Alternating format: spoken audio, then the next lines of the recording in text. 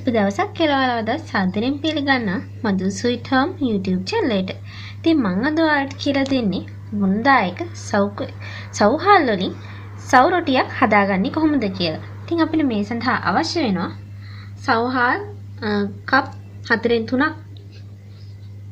හාල් පිටි මේ සෑඳි 7ක් 5ක් අතර ප්‍රමාණයක්. මේක වෙනස් වෙන අපේ මේ මිශ්‍රණයේ පදම අනුව චොප් කරගත් බීලුණු ගෙඩියක්. මේකට සාමාන්‍යයෙන් දාන්නේ කොත්තමල්ලි කොළ. නමුත් මං ගාව ඒව නැති නිසා අපිට ඒකට ආදේශයක් වශයෙන් මේකට දාගන්න පුළුවන් කරපිංචා කොළ. සූදුරු තේ හිඳි භාගයක් අවශ්‍ය පමණ ලුණු. ඉතින් මුලින්ම අපි අපේ මේ සව් ටික හොඳින් පොඟව ගන්න ඕන. ඒක නිසා අපි මේ විදිහට වතුර ටිකක් දාලා අපේ මේ සව්වට අතින් පොඩි කරගන්න හැකි ප්‍රමාණය වෙනකන් අපි මේක හොඳට පොඟව ගන්න ඕන.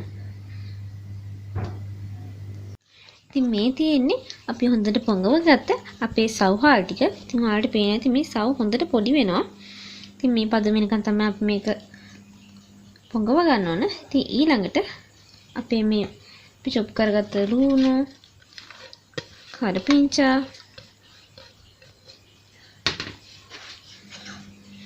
ලුණු, අපේ සූදුරු ටික දාලා මේක මෙහෙම හොඳට කවලම් කරන්න ඕන.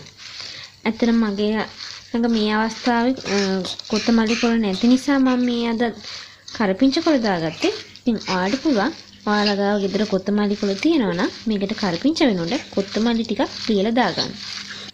ඉතින් අපි ඊළඟට අපේ මේ හාල් පිටි මේ විදිහට හැන්දෙන් දාන ගම මේකේ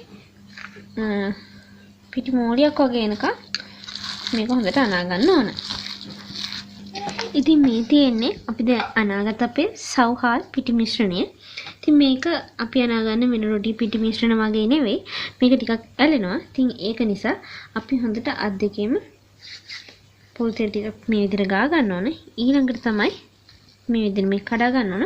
ඊළඟට කලින් ඔයාලා දැන් මේක රොටිය තුනී කරනවානේ. රොටිය තුනී කරන මේ ලෑල්ලි හරි තැටි හරි රොටිය තුනී කරන තැන හොඳට තෙල් ටිකක් ගා ගන්න. ඉතින් මම දැන් කරන්නේ මේ විදිය පාන්චීට් එකක් අරගෙන ඒකේ හොඳට තෙල් ගා ගන්නවා. ඊට පස්සේ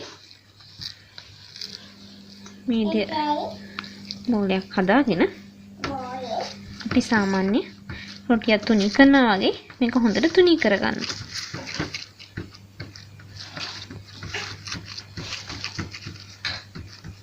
ඉතින් අපි මේ විදිහට අපේ රොටි තැටිය හරි ඔයාලා රොටි පුච්චන තැටියක් හරි non stick භාජනයක් හරි ලිපේ තියලා ඒකේ තෙල් ටිකක් ගාගෙන ඊළඟට අපි මේ හදාගත්ත අපේ මේ විදිහට ගලවගෙන මේක මෙහෙම දාගෙන සාමාන්‍ය රොටියක් හදා ගන්නවා වගේ අපි දෙපැත්ත දාලා මේ රොටිය හදාගමු.